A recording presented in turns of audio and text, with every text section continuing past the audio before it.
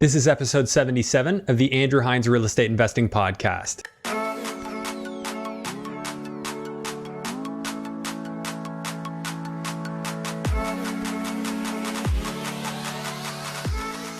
Welcome to episode 77 of the Andrew Hines Real Estate Investing Podcast. Today, I have Tyler Labreche on the show, and Tyler is a brand new real estate guy. He got himself into real estate wholesaling, and that's something we've talked about a few times, but the way that Tyler's done it is pretty impressive. He's only been in the game about 4 or 5 months, and he's already created $190,000 worth of wholesale fees, and he did it by fully immersing himself into real estate. So he surrounded himself with the right people. He got his mindset into the right place, had absolutely no ego about it, and he proceeded to do something that's pretty darn impressive. And I really enjoyed this interview, and I know you're going to enjoy what you get out of it. So if you're a real estate investor and you're wondering how you can find more deals, better deals at a better price point so that you can do more of them and hopefully get that perfect BRRRR that we talk a lot about, this is an essential part of the toolkit. Being able to buy off market is something that is important. Now, whether you do it yourself or whether you do it through a wholesaler, it's just good to know how this process works. And I think it's really valuable. And I generally try to get a lot of this type of guest on the show so we can hear different perspectives about how they negotiate deals and how they find sellers. That's what we're going to cover today. And just before we dive into it, I just want to ask, if you haven't already, could you please take a moment right now and just stop and review this podcast on Apple Podcasts, just to help let others know that you're getting value from this so that hopefully they can find this podcast as well. And of course, if you're on YouTube and you haven't already done so, make sure you hit that subscribe and notification bell and give it a thumbs up. Leave me a comment. Let me know what you think. Of course, if you'd like to reach out to me directly, you can find me on Instagram or Facebook at the Andrew Hines. And without further ado, please enjoy episode 77 with Tyler Labreche. Hello and welcome to the Andrew Hines Real Estate Investing Podcast. I have Tyler Labreche on the podcast today. Tyler, thanks for being here. Hey, thanks a lot, Andrew. Definitely happy to be here, man. First podcast ever, so super excited. Well, I'm honored to be the first. So we'll make it a good one. We'll make it memorable. Anyway, so Tyler, you and I met a little while back at one of the Greater Hamilton area meetups when you were living in the Hamilton area. I don't think you're living there anymore. No, not anymore, man. We met at the Hamilton meetup. I remember I was living in Hamilton. Now moved to London. So my second home, London. That's right. Anyway, why don't you tell us a little bit about yourself, Tyler, and what you're up to in real estate? Yeah, man, absolutely. So my name is Tyler. I'm from Timmins, Ontario. Decided to move to London to pursue business and real estate a few years back. Finally decided to pull the plug on the 9 to 5, and I decided to transition into wholesaling full time. I've never had any sales experience or anything like that, so it was obviously a challenging decision, but going back to it now, I'm super happy I made that choice, and I'm proud to be on this podcast to share my success. So really excited about this. Yeah, man. So I know we're going to focus a lot here on wholesaling and generating off-market leads, which I just think is so critical to a toolkit for an investor to be able to understand how to get them, or at least how to work with a good wholesaler and what goes into it. But there's some real opportunity there for an investor. Now you are an investor as well. Is that correct? Yeah, I'm an investor myself. I just have the one rental property here in London. Yeah, but, you got the one in London there right now? Yeah, just have the one. Mm-hmm. Okay, so tell me a little bit about, we'll talk about that property, but tell me a little bit about the process and how does it add value to investors? Like, how does what you're doing add value to investors? Why don't you just explain what it is you're doing and how it's adding value? Yeah, sure. Yeah. So wholesaling essentially is, we're trying to make it as convenient as possible for an investor to look at a property and say, okay, how am I going to buy this property and how am I going to profit from it? So my job as a wholesaler is to go out and find off-market opportunities that are under market value. So therefore, if you're looking for a flip or a rental, I'm able to provide you that property with all the details necessary, and you're able to make a quick decision whether you want to buy that property. My responsibility is to make it nice and convenient for you guys. So that's what wholesaling is on a large scale, essentially. I just go out and find those off-market opportunities, and you guys just buy them and make a profit from them. So, yeah, who do you have buying from you? Well, you don't give me names, but I mean, are they people from London? Are they people from out of town? Like, what's the typical product you're going after?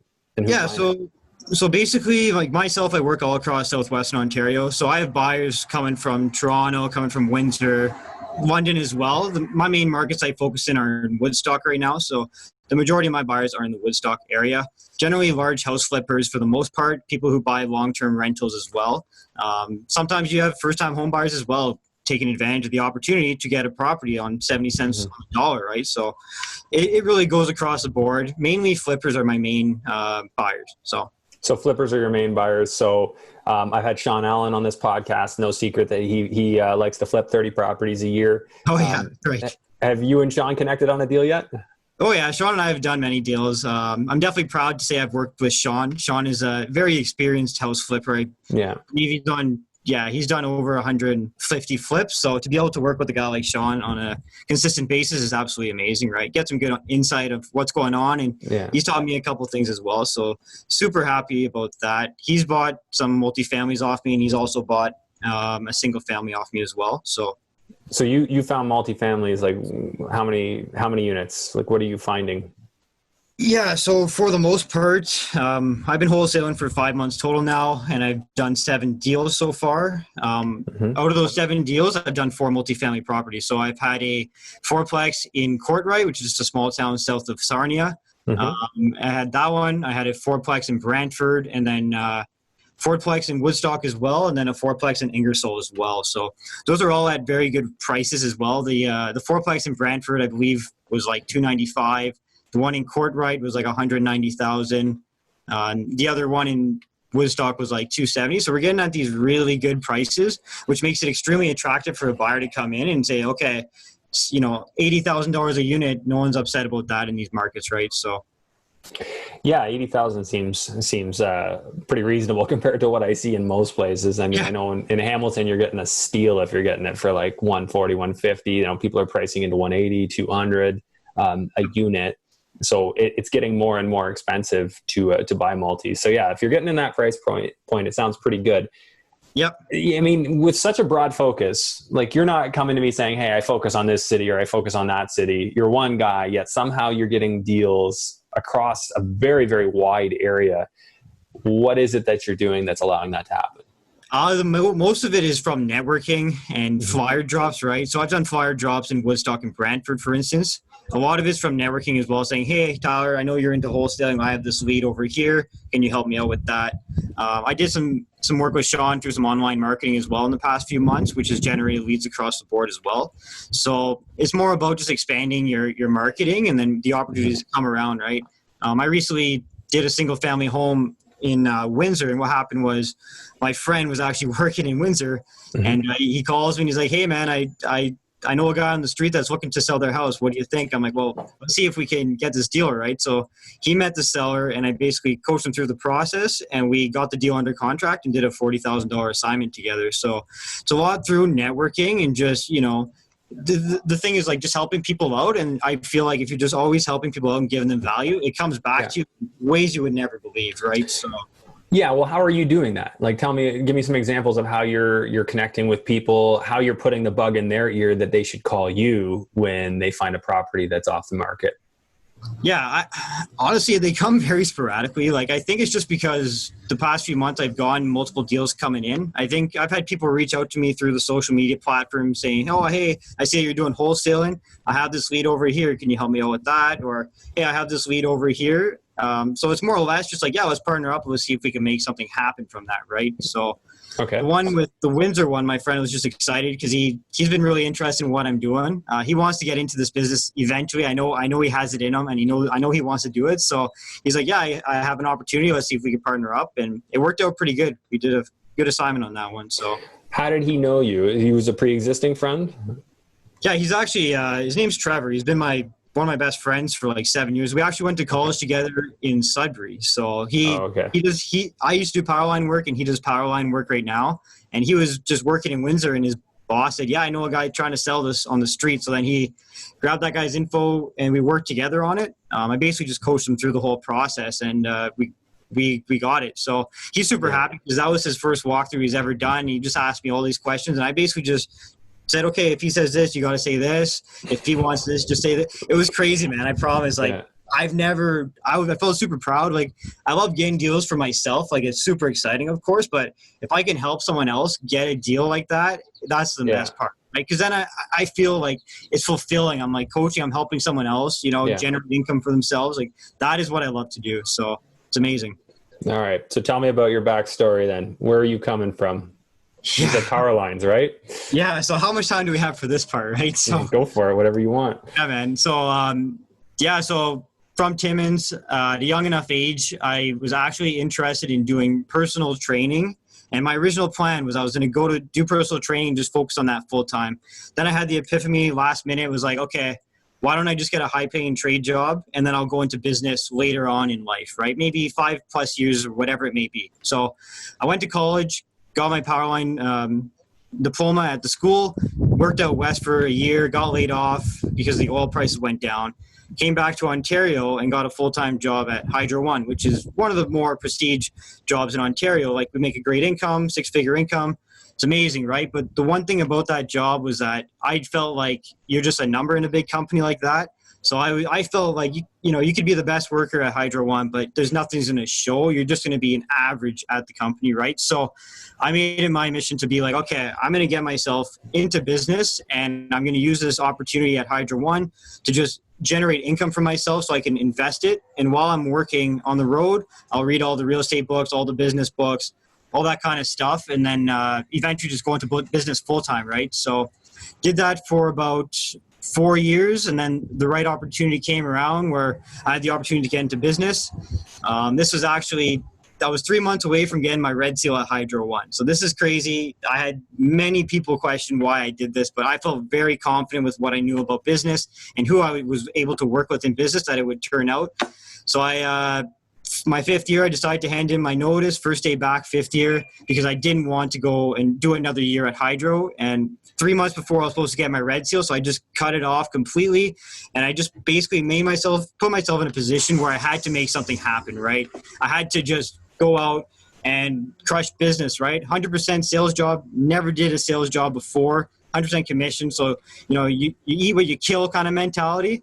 And this actually all happened when coronavirus kind of came out too, right? So I quit my job at Hydro, went into business in February, all during coronavirus. I was like, okay, this is going to be crazy, but we managed to make it work. So now I'm super excited to share my story here, and just I want to encourage people to actually go after what you want in life. And just because you have a great opportunity where you're working, if you're not happy, definitely look to finding something unique for yourself, right? So it's the golden handcuffs, right? You had that job that, you're saving a pension, you're making 100 and, change in that job. Most people wouldn't want to leave that. They would want to stay doing that, or they would hesitate for a very long time. So what is it that you thought you were going to get out of it? You must have been extremely motivated. So what is it that you wanted to achieve? Yeah. So essentially what I wanted out of business was the opportunity to do what I want when I want, right? That's the nice thing about business, is the freedom aspect to it. Like HydroOne, great paying job. You can go home, relax. You just made a lot of money, all that kind of stuff, right? But the main thing is you can get a phone call and say, oh, actually, Tyler, you're working in Hamilton right now. Actually, next week you need to be in Windsor, right? So that idea of being stuck in that position where it's I don't know where I'm going to be. They could just send me here at one point, here the next year, all that kind of stuff. It didn't work well with my personality style. I like being able to wake up and just do whatever I want, right? If I could make an income doing whatever I want, then I'll be fulfilled, I'll be happy, and I'll be willing to, go out and share and try and help people do the same, right? So yeah, you got to be happy on a daily basis. I know that for me, I used to have to work in the office every day. And, when I was teaching, that was great. I had a lot of autonomy. I only had 10 hours of teaching a week or 12 hours, whatever it was. The rest of it was up to me. And, now what I do, it's, I got things that need to get done, but I set the schedule, and I can really resonate with that because I don't know. I think as human beings, we naturally don't want that. Maybe some do. I think that it's our natural instinct to want freedom.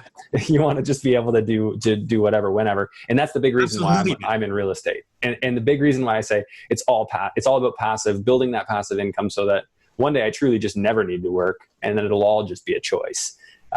Not quite there yet. I still do active income. But working towards it. Is that what you're working towards as well, getting the passive income? Yeah, that's my plan eventually. At first I wanted to go buy some multifamily buildings, but now I'm more steering towards, just stick it to wholesale, use that as my active income. and just kind of like reinvest it into the business as much as possible until I get to a point where it's a little bit passive in the business, but also somewhat active. And then once I get enough capital saved up and all that kind of stuff, I want to just get into like private lending, right? Because then I don't need to think too much. I can just focus on wholesaling, be the active, just always wholesaling, and then just lend out the rest. And the nice thing about wholesaling is you actually meet all these connections, all these flippers, all these buyers. So once I have that big database and I have the capital available in the bank account, I'll be able to private lend my money, right? So it's crazy. At first, I was like, I want that rental property, and now I'm more just steering towards wholesaling for now. So we'll see how it goes. Well, yeah, you're doing pretty well. Like, do you mind sharing some of your results? I think you had sent me a little bit of a summary before of some of your results thus far. Like how's it looking? You're like 4 months in, 5 months in. How are you looking so far? 5 months in right now, so I'm super happy with how things are going. It's 5 months in wholesaling. I'm at 186,000 in wholesale fees, which is your portion. That's what you keep. That's what I made for the team. So I make half, right? But to be able to make that kind of income in 5 months is absolutely amazing, and just to be able to add value to our team as well, because we also want to grow our team. So I think that's going to help in the long run. But I've my first 2 walkthroughs I've ever done, I actually closed on both those deals. At that point, it gave me a lot of confidence to kind of move forward and be like, this is what I want to do, right? So being able to leave your full-time job and go into a complete sales job and succeed has been truly rewarding. Like I was kind of concerned because we didn't know what was happening with coronavirus, right? I show up and I do a commission job where you need to go and see houses, and I got lucky and worked hard, obviously, and I made $70,000 in wholesale fees my first 3 months. So, things are looking really good. I just had my best month this month in July. I've assigned a $40,000 single family home and then a fourplex for $66,000. So we're at $106,000 for the month of July, which is amazing. I'm super happy about that. So why don't you walk us through, like, I know you quit the job, and I think you're living at the McMansion. The mansion here. So this is for anyone who listened to the earlier episodes with Matt McKeever, and we had Dylan McLaughlin at the time was living there. Adam Martin at the time was living there. I think that this all might have changed at some point. But so those were all at this place. So basically the idea is that you're working with Matt McKeever and the team there. So tell me about what enticed you to want to do that and what you got out of it and how you feel that affected your success so far. So like mentioned, I work on Matt McKeever's wholesale team, and Matt McKeever and I go pretty far back. Like last year, I remember, or 2 years ago, I remember watching YouTube videos on real estate, and I didn't know where I wanted to go with it. And I came across Matt McKeever's YouTube channel, and then I ended up following him because I found out that he's from London. So I reached out to him, and he actually had a Vegas mastermind happening that same week.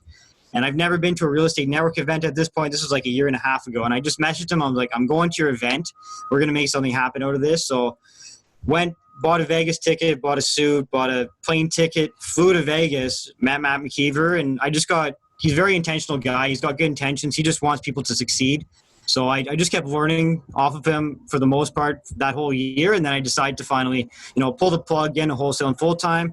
And then I moved into the mansion for training, and now I'm still here succeeding. So I owe a lot of the success and credit to the team. Matt has been helping me throughout the entire process. Adam's been a huge help as well. So super happy just to be a part of this group, because I wouldn't be where I am without the team here. So yeah, it's full immersion, right? If you're living there, I guess it doesn't work so well if you're married, but for single guys, it works okay. Life is pretty good right now, man. I've never been happier, man. This is like a pandemic going on right now, and I'm super happy with the way things are working out, because I've been working hard every single day, and it's been rewarding. It's been paying off. So yeah, you've come a long way. So what's the general understanding of you working with Matt? Like what, I'm sure he mentioned it to you. Hey, if you wanted to live here's how we work on this team. Like what's the general, like what did you expect coming in? How was that kind of set up? Yeah, so he's more or less, if you're very committed to real estate and you have a passion for it and you want to be a successful wholesaler, Matt says, okay, come out and you can move into one of our mansions for free. So you live here and they compensate, but you obviously split the profits with the team, but you get so much value and knowledge training and working with guys like Matt and Adam. So that's how it kind of worked out. He's like, if you want to just do wholesaling every day, just move into the mansion for training. And that's what I did, right? I literally left everything I had going, my job and everything, left Hamilton, just moved into London, moved into the mansion. Didn't know where it was going to take me. I just knew that if I went in there with the right guidance, I will put the work that I need to do to succeed. And that's basically it. Like literally just waking up every day, working 10 to 16 hours some days, right? So just being able to be around the right people and I just listen to what Matt has been saying and I just put to use, and it's been working out phenomenally too, right? And I also have, I hired a coach as well, Corey McKinnon. So every Tuesday I talk to him. He's been a huge help as well, right? So just being around the right people, getting the right guidance, and them just saying, okay, this is what you should do. I just followed the path, just worked really hard, and it's worked out very well for me. So yeah, man, you're absolutely killing it. And, it just goes to show, like, that old saying, right? You become the average of the 5 people you spend the most time with. And I think that's the biggest reason that house works, is because you're shutting out all other influences, but positive real estate influences that are crushing it and doing really well. And that was a big reason why I love the meetup when we were able to do that. And I actually really miss that. It's just being around like-minded people Absolutely. On a regular basis. And in your case, you're with them every single day. So yeah. Tell me about the dynamic there. Like you're waking up in that house. So basically they're providing food too. Like it's not just. Oh, no, it doesn't go that far. No. Okay. So you just got a place to live. They pay the utilities, but you that sounds pretty good. If they want to do that, that's pretty awesome too. I think that you should propose that. I mean, you're doing well for the team. Give you some food.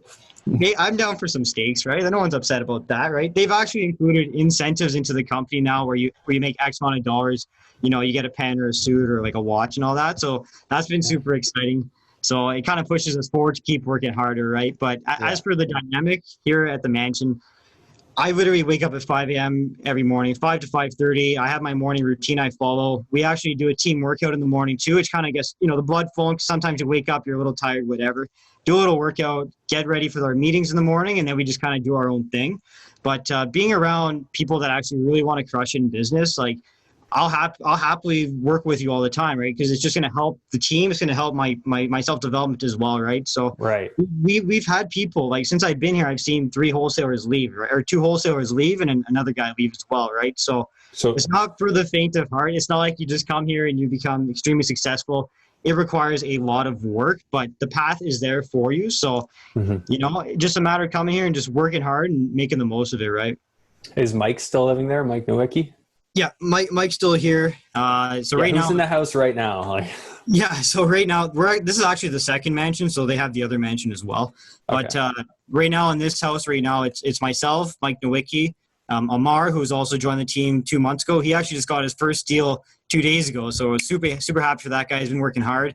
And then we have another guy that joined the team a couple of weeks ago. His name was Dylan. So looking forward to getting them trained up and getting them to start making some good money, right? So super excited to have him here. So you guys all help each other, and then the dynamic is the company that Mike has, that Matt McKeever has started, and Jeff, I think. So that company is the one you're essentially working for, signing the deals through, and then it pays you a piece of the action, so to speak. Yep. Yeah. So we follow their procedures, and we have Adam writes out the offers for us. So we just follow that procedure, and then we just split the profits, right? So that's a very interesting approach to this. Like they're kind of like taking it and turning it into, what realtors do, what mortgage agents do, and they get a piece of the action, so to speak, of every deal that they create. So tell me how you are working through your process. I know you said people know where you are. Are you doing social media posts? Like, is there an Instagram profile that we should all be following? You guys should be following me. My Instagram is just my name, Tyler Labreche. I made it my goal this month in August to start posting a bit more because I'm not the most active on social media, but I know I should be, posting more consistently about what's happening in my life, because eventually one day I'm going to look back like, oh, I did all these things, but where's the history on it, right? So, and I want to start adding value to people because I feel like I'm trained up pretty well right now, and I feel like I can offer a lot of value to people. So I'm definitely going to start up in the social media a little bit, making some more stories, posting about what we have going on here, because it is truly amazing what we're doing, and it's really inspiring for someone that's in a position right now where they're working a job that, maybe they're not fulfilled with like I was, and, being able to take action on something amazing. So I believe it's truly awesome what we're doing here. Oh yeah, it's really, really cool, man. Yeah, I'd love to dig into the procedures a little bit more, the process a little bit more, so we can help, because not everybody's going to be able to move into the mansion. But Yeah. if we can kind of share a little bit more about your process, what you look for in finding a quality lead, how you know when it's something worth seeing, and how you know when it's not. Because I mean, you telling me this, like I remember when I was sending out flyers, I was getting so many calls that you really have to be able to weed out the tire kickers, because there's a lot of them. So tell me a little bit about, like, when you sent out flyers, the type of response you've got. Now, give me an example of an area where you've done it, the type of response that you've got, and how you decide who you're going to go see, who you're not going to go see. Walk me through it. Right. Okay, so I could definitely speak about one that really stuck out to me. I actually started driving for dollars when I first started, and dropped just flyers off in people's mailbox, right? And this one seller called me, said, "Hey, I seen your flyer in the mailbox. Would you be interested in coming by to check out the property?" And I was like, "Yeah, absolutely. I'll come by." And this is when I was fresh. Like, I haven't done any deals. This was like my second walk, like the first or second walkthrough, one of those two properties. So I went there, and the property was like, it was a fourplex, and it was like completely gutted. So I went in there, and I'm just like, I'm not really sure what to do with this. And I just kind of got to know the guy's story, and it kind of figured out what he needed. He was behind on his payments and all that kind of stuff. So I really tried to compensate and see, like, let's get a plan for you, and let's see if we can make something happen. And being able to help him out has really helped me get that deal. But then again, some phone calls you get people just, "Hey, I want max dollar," or like, "Hey," you can kind of see their interest when you're listening to them on the phone. I always send out flyers in masses now, and then I'll get phone calls. Maybe 2 out of 10 might be good leads, if anything, right? So there's a lot of people that just say, "Oh, my place needs a lot of work," or like, "Okay, I want to get X amount of dollars." And as you progress and get more practice in certain markets, you can kind of get a feel for whether it's worth coming by to check it out, right? So if someone is in Woodstock, for instance, for me right now, and they call me and they say they want, in the 400s, I know that it's not a good fit for me, because I kind of know what's going on in that city. So it's more about just kind of like understanding their why and kind of feeling out their motivation. If you feel like they're really motivated to sell, then it makes a lot more sense to really dig deeper and actually go meet them in person and go check out their property. But finding out their why they want to sell is crucial. Like, you can't get good deals unless you figure out what is actually going on in that person's situation, right, in their life right now. I've had people tell me they're recently divorced, and like, when you know that, you can at least go in there and help them and offer like a solution to them, right? Because they might be in a position where they do need to sell really quickly. So that's where we offer our services. It really goes down to finding out their why and their motivation level. If they have a low motivation level, I might just say, "Hey, I know a couple of realtors in the area. I think it might work better if you work with a realtor," right? Because if they're not interested in selling right away, I always say, if I can't pay max dollar, I would recommend this realtor or this realtor, right? So it really depends on their motivation. So is that where Jeff Weibo gets a call then? Yeah, that's when we call Jeff, or we call realtors. I don't do too much work in London here. I'm more on the Woodstock side, but we also help with Jeff as well. So you're dropping flyers in Woodstock then? Yeah, I do. I drop flyers in Woodstock pretty consistently. I actually did a 10,000 flyer drop just the other month, and that came out with the 2 deals. So that's been working out pretty good. I recently, as of Friday, so a couple of days ago, I sent out flyers to Ingersoll and Brantford as well. So looking to get some phone calls from that at the end of the week, I'm thinking. Are you doing 10,000 at a time, more or less? Basically, yeah. My first couple of drops have been 10,000, and this time I have some really big goals coming up in August, so I decided to send out 20,000 flyers. And if we can get 6 or 7 good leads off that, I'm hoping to close on a couple of them. So okay, so I'm just fathoming 10,000 flyers, how many calls you're getting. Well, first off, before we get into the numbers of kind of how you're getting overwhelmed, what are you putting on your flyer, like, to entice people to want to call? Yeah, so more or less, I just state, "Hey, my name is Tyler. I'm an investor. I'm a wholesale." Like, not specifically I'm a wholesaler, but I look to find properties for investors. And I just be completely transparent, right? I'm just looking for opportunities right now. And I also state, like, if you're in this type of scenario, this is how I can help you. And on my last flyer drop, I also stated, okay, my team and I we've done 5 deals in the past 4 months, or 7 deals now, I guess, in the past 4 months, because it does add a bit of credibility. Because the first thing they do when they call sometimes is like, who are you and how did you get this flyer in my mailbox, right? So you got to really, stand out and having that credibility on your flyer, if anything, can definitely help you out. Because they're concerned sometimes, right? Does it look like a professional flyer, or is it more like the handwritten type? Like, I mean, I've sent out the handwritten one that I just photocopied. Like, do you do that, or do that's you do what I've been... You've been doing the same? Yeah. Yeah, I have a lot of people. That's what I've been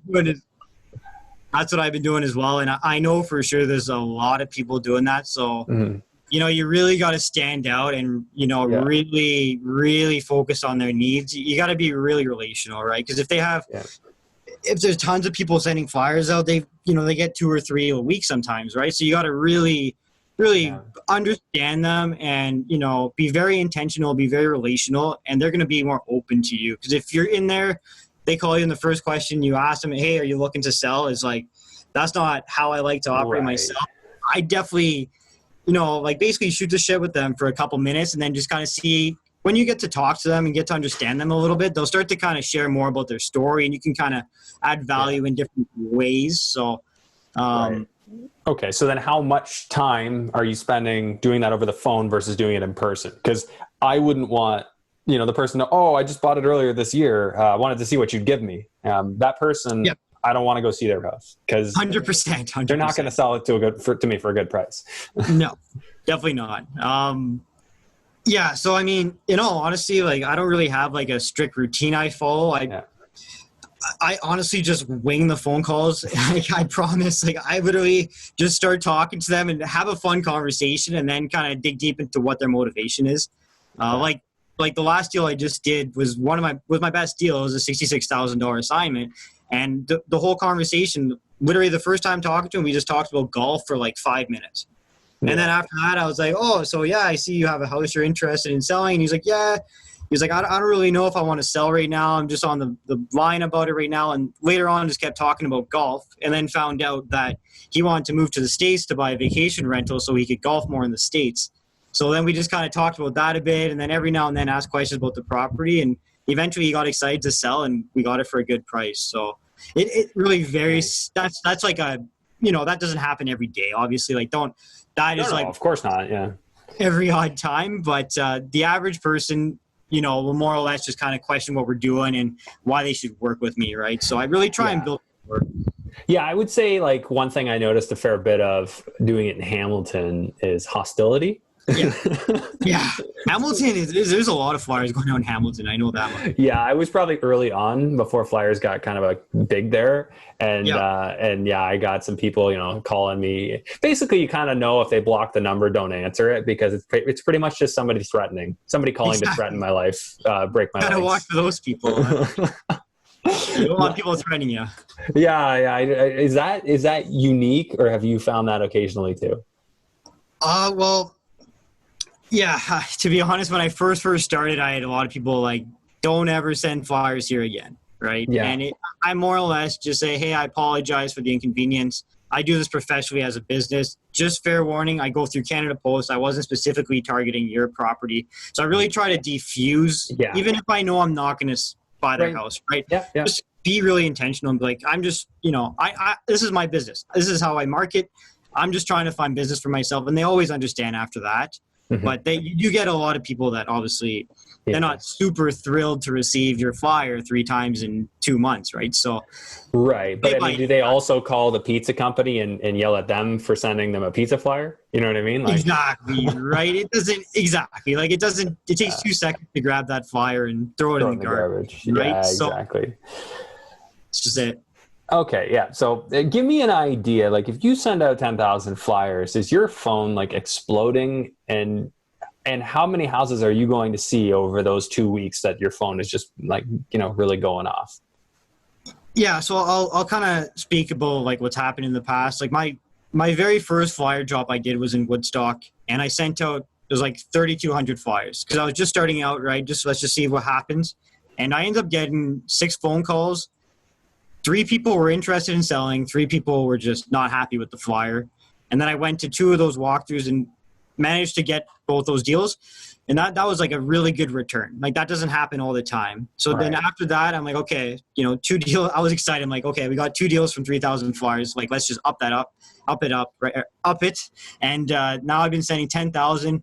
Generally off of 10,000, I'll get like 20 phone calls, and there'll be maybe 3 to 4 people on average that are interested in selling, 5 tops. Okay.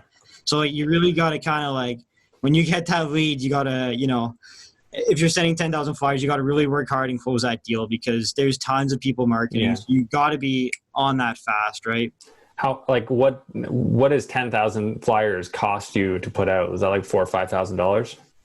Or no, that would be like probably what, $3,000? And yeah, 10,000 flyers is roughly $2,000, $2,200, including printing, Canada Post, all that stuff. Yeah, I think.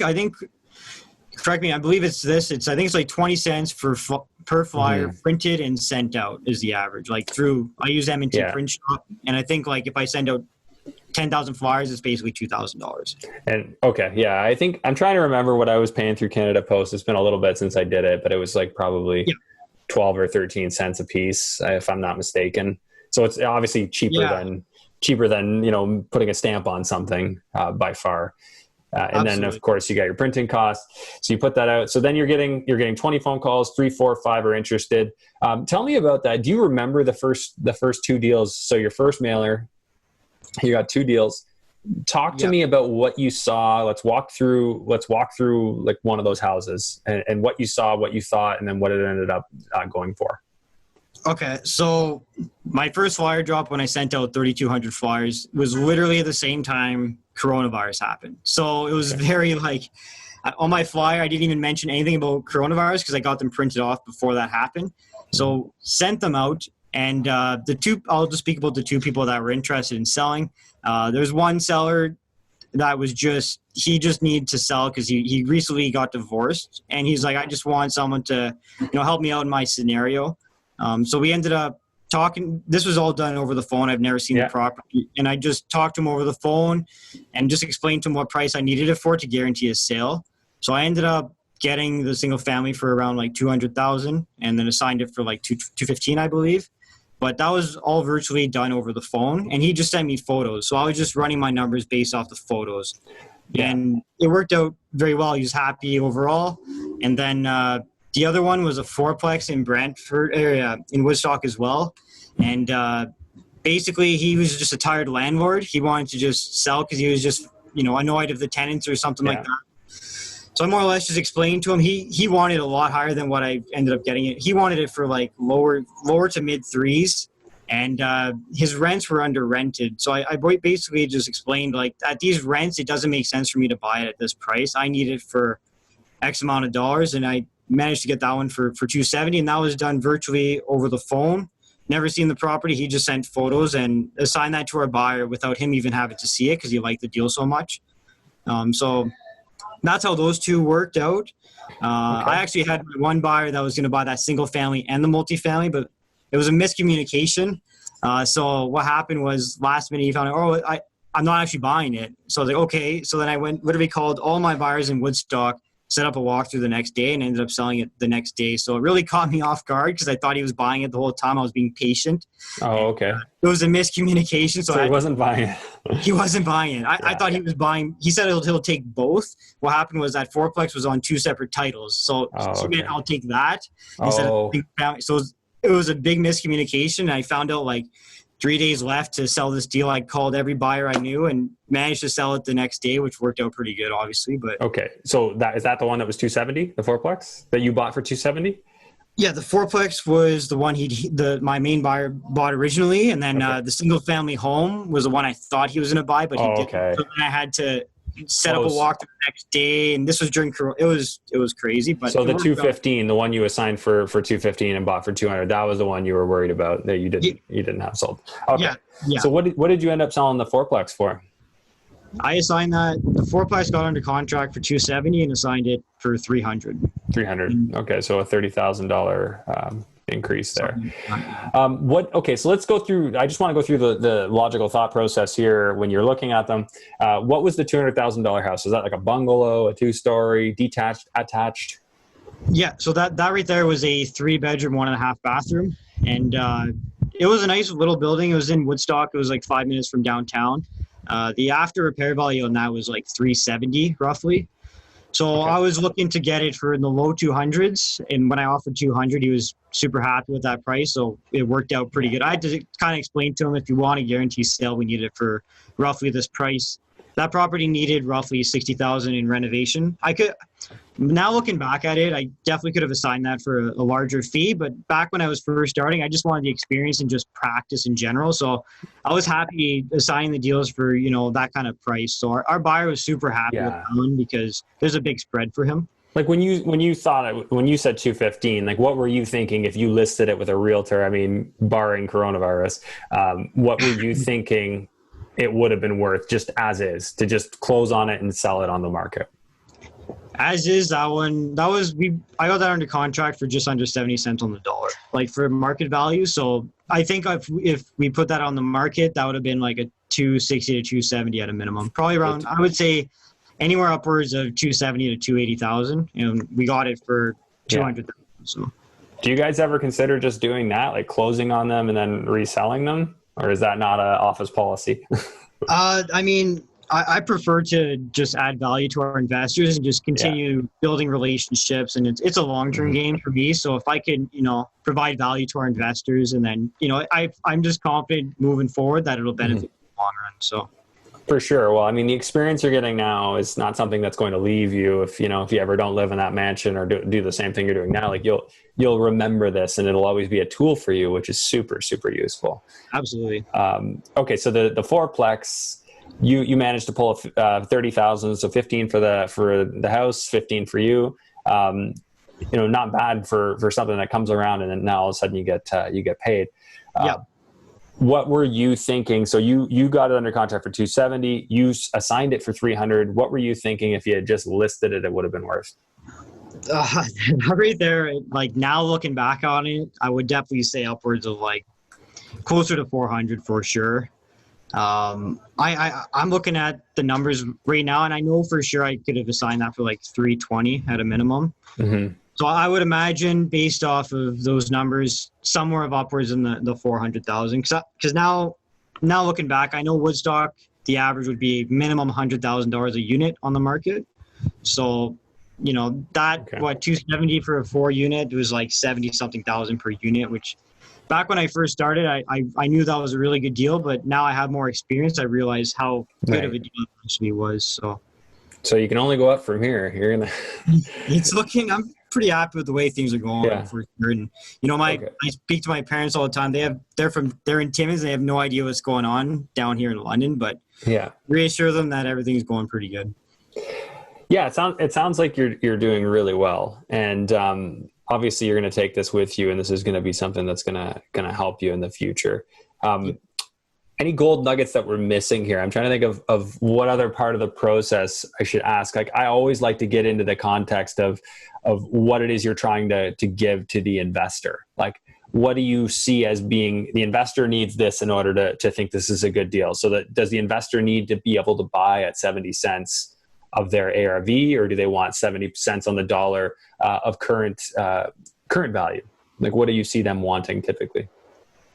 Yeah, that really varies on location, I think. But, for cities like the main cities I work in, any sort of single family home flip, if you're looking around 70 to 75 cents on the dollar, I would definitely say that's a solid deal.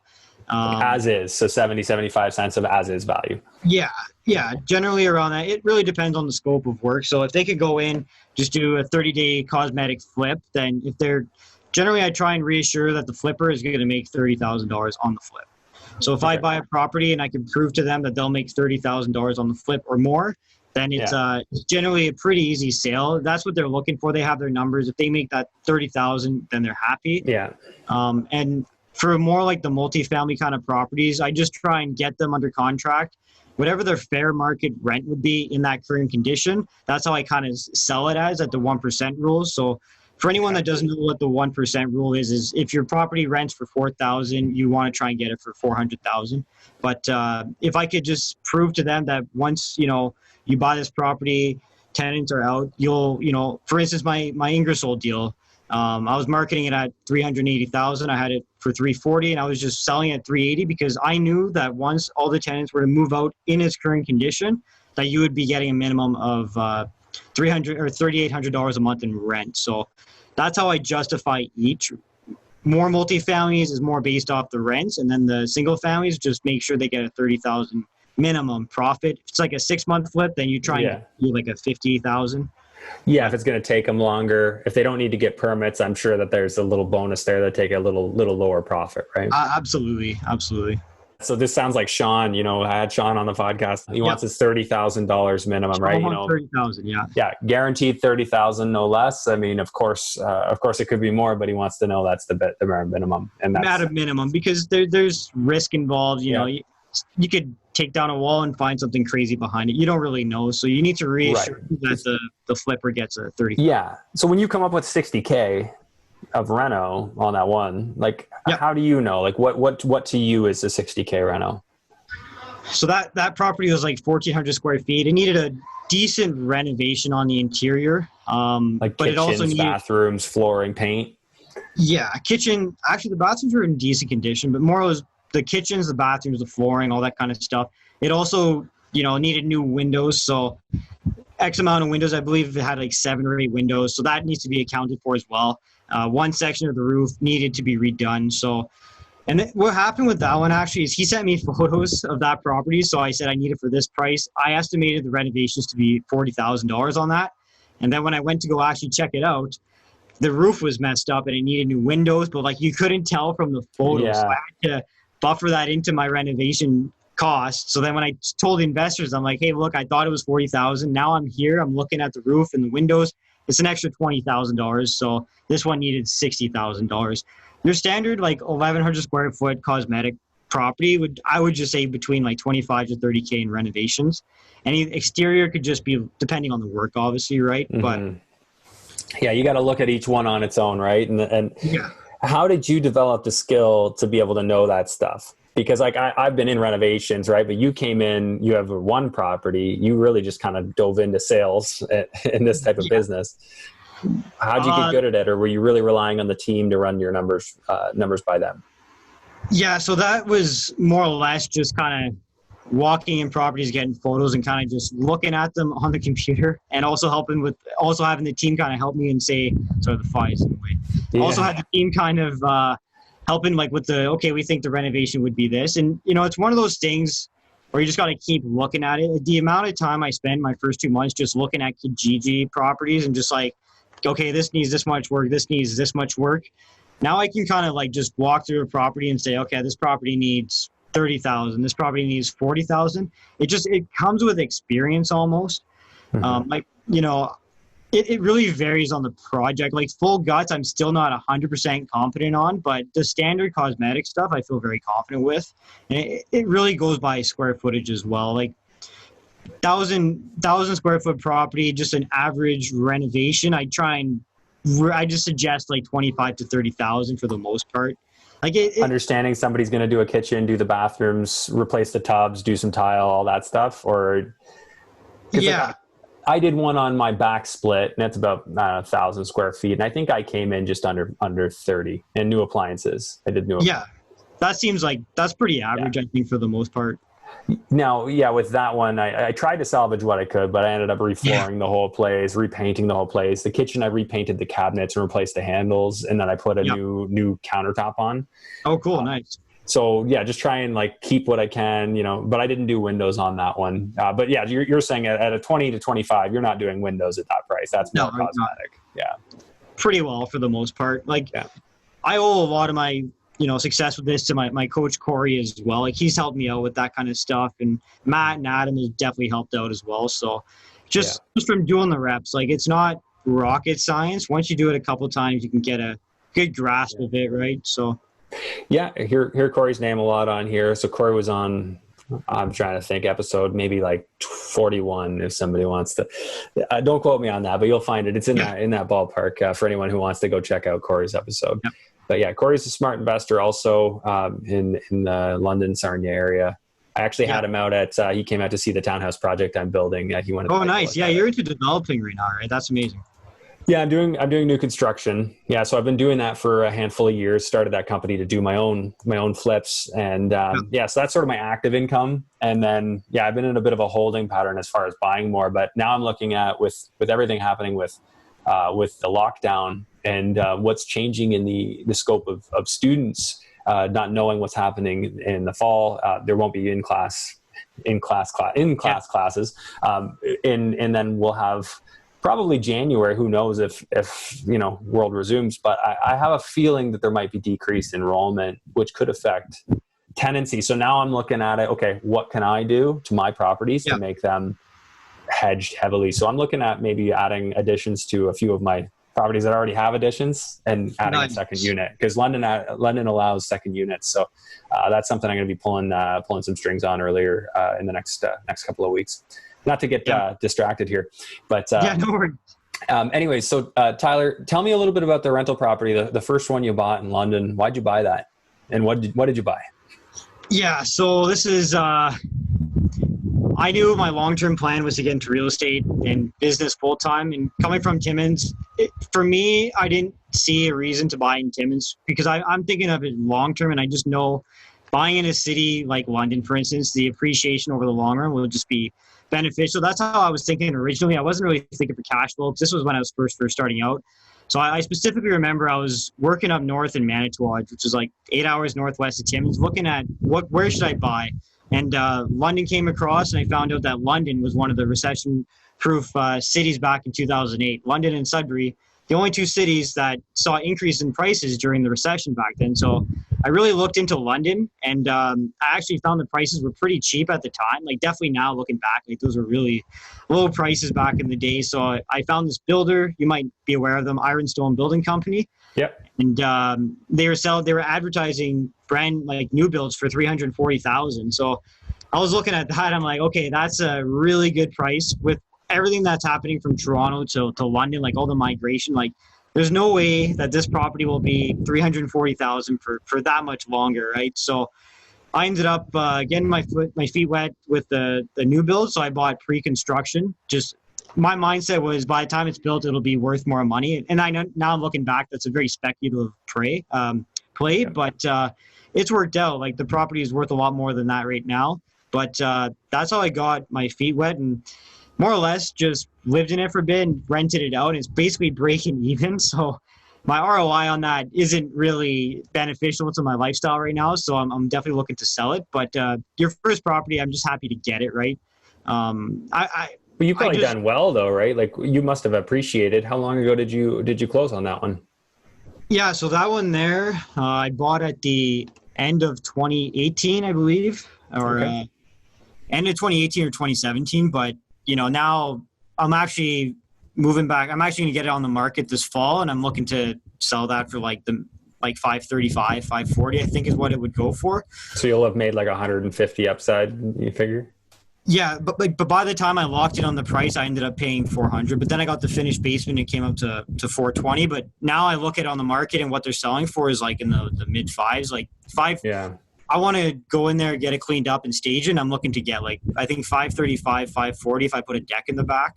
But it's still extremely awesome that it's worked out the way it has, because when I went to the Vegas mastermind with Matt, I was in there. I was like, oh, I got my investment property. I told everyone about the property, and every single person there was like, yeah, you should sell that. It's not even cash flow. And I'm like, oh, I thought this was the best thing ever. I'm going in, I got a new build, one property, feeling like great. And then everyone's like, oh, I got like 50 units and they're all cash flow. And like, you need to sell that. So then I looked into selling it. Now we're going to sell it a year and a half later. So, well, you know what? I commend you for taking action. I took action too, and I made some mistakes. Now, my first one wasn't, I didn't lose on it, but it wasn't a property I'd buy now. So yeah, you just kind of think perspectives change. Starting is definitely worth something. But you've approached it, you've gotten the education, you surrounded yourself with the people you needed to, no ego, you just jump in, be a part of a team, work together, learn what you don't know, and look how far that's gotten you. In 4 months, 5 months, you've made 90 for yourself, which for a lot of people, that's their year's income. So if you could just take the rest of the year off if you want now. I want to keep this momentum going. Maybe in the wintertime, take some time off and just go somewhere warm if we're allowed to travel.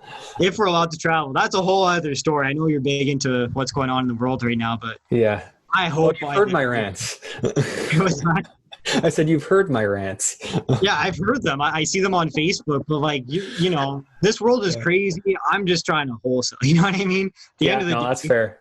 That's fair. Whatever's happening, like just we've been doing pretty well for ourselves. So that's great, man. No, I'm really happy for you. I'm happy to see you crushing it, and I appreciate that we got to meet at a meetup, and these are the exact types of connections that you never know down the road you'll know that person, and that you'll end up doing business together or something like that. So it's really cool. That's just it, man. Yeah, absolutely. So any thoughts here, like words of wisdom to share with people, because you've done a lot in a really short period of time. You've shown what it takes to just dive into something, even if you don't know, and you start putting things together. So what do you have to share for our listeners and viewers? Yeah. So my one tip is go after what you want in life and just make it happen, right? Like, we're in Canada. Canada is the land of opportunity. I always say, like, the opportunities are out there. If you really put your mind towards something and you just go at it every day, there's going to be ups and downs all the way. But you look at the top successful people in the world, and their main trait is grit. It's just work really hard. If you're going into business, just go in with good intentions, offer value to people, and surround yourself with people doing what you want to do. Because eventually, if you just add value to these people that are doing what you want to do, the opportunities are going to come to you. And if you're very intentional and relational, you're going to benefit from it, right? So add value to people doing what you want to do, and just go in with good intention. That's the main thing I would say. Don't go, make sure, egos, that needs to be out of the game completely. Yeah. If you have no ego, you'll be more intentional, which will make you more relational, and you'll succeed in business, and people will want to work with you. They will reach out to you and say, hey, I have this opportunity. And they come at sporadic moments. That's how I've succeeded, be just adding value to people, and it's been coming back to me, right? So such great advice, man. I think a lot of people come and they just want.